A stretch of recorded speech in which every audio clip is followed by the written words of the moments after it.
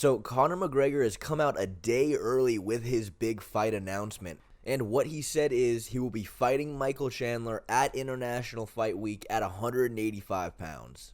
And most people are not taking this seriously. They think Conor's trolling, that he probably just took a massive nose beer before the video started. And of course, there's that fair share of people commenting about how Conor looks so old now. Honestly, from this video, I don't really see it. I certainly have seen some videos of Conor looking a bit more withered, but here he looks fine to me, but I don't know. But it seems like a lot of people are taking issue with the fact that Conor said it was going to be at 185 pounds. Everyone's saying there's no way, that's not realistic. Well, my question to you is, why isn't it?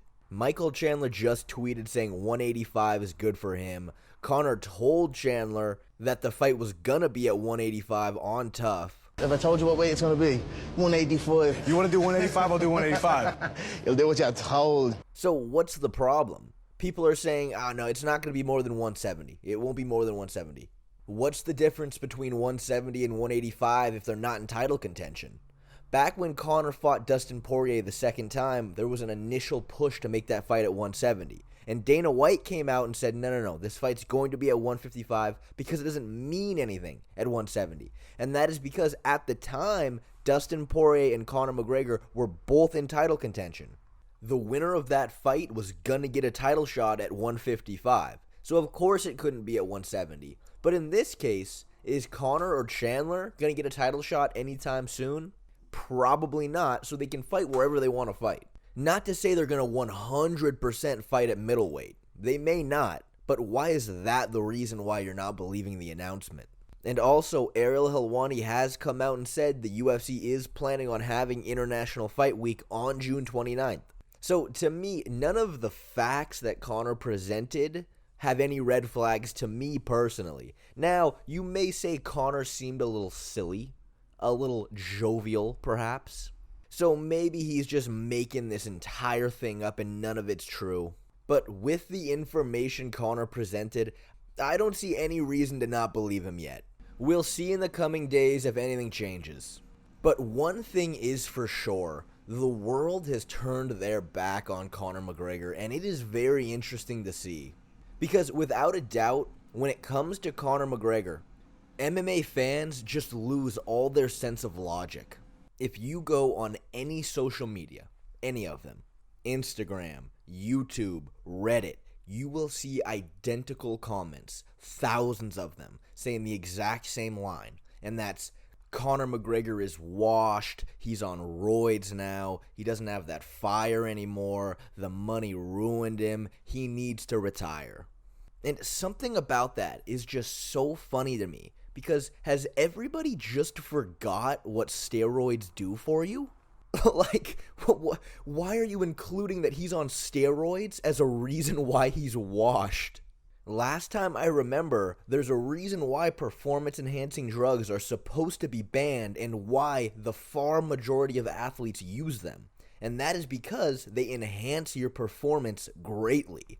But when it comes to Conor McGregor, I guess the steroids he's taking in everyone's minds is making him worse. It's actually hurting his performance to be on these steroids. It just makes absolute perfect sense. Now look, I had made a video pretty recently talking about how I do not believe Conor is washed. And that is for the simple fact that we've never seen his performance decrease in the octagon ever. There are very clear reasons why Conor McGregor lost to Khabib Nurmagomedov and Dustin Poirier. The most significant reason being they are really, really, really good.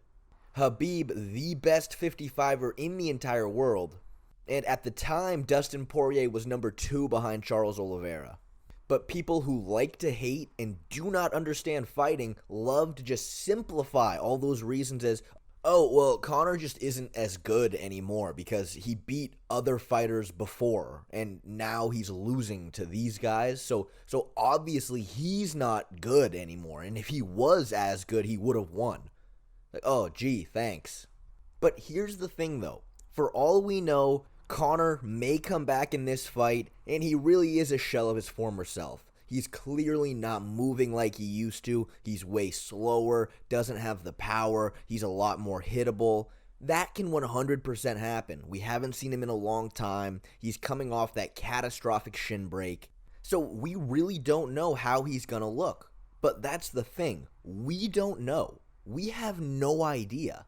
The last time we saw Conor fight, he did not look like a shell of his former self. He did not look slow. He did not look old. He went out guns blazing with a pre-existing injury, and he broke his own leg. That fight in itself is not enough reason to say Conor McGregor is not the same anymore.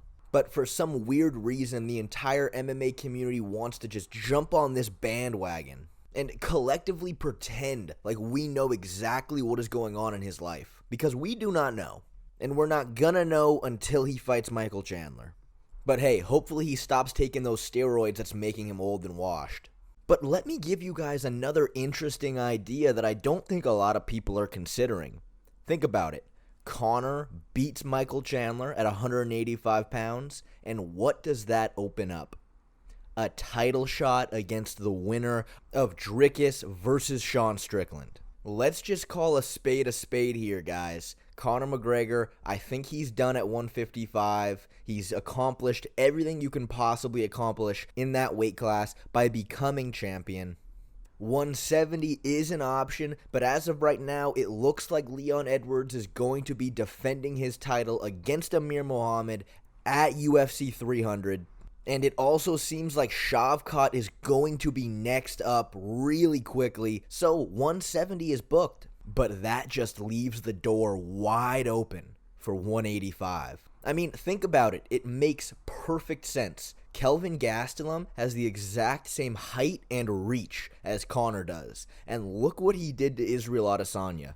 To me, it's clear as day. Conor, he wants to be the first guy in history to become triple champ, but he needs to move now because Alex Pereira is about to accomplish that goal if he gets a fight announcement against Tom Aspinall. So Conor knows he needs to move, and he needs to move right now, and that is why I think he is going for the 185-pound title shot, and I think Dricus and Sean Strickland, super beatable for Conor. Super beatable. I think he 100% smashes both of those guys easily, and I can tell you with 125% certainty that is 100% what Conor is going to do next. And if you disagree with me at all, I say this with 100% respect, you are absolutely definitively wrong in every sense of the word. Nah, I'm just kidding.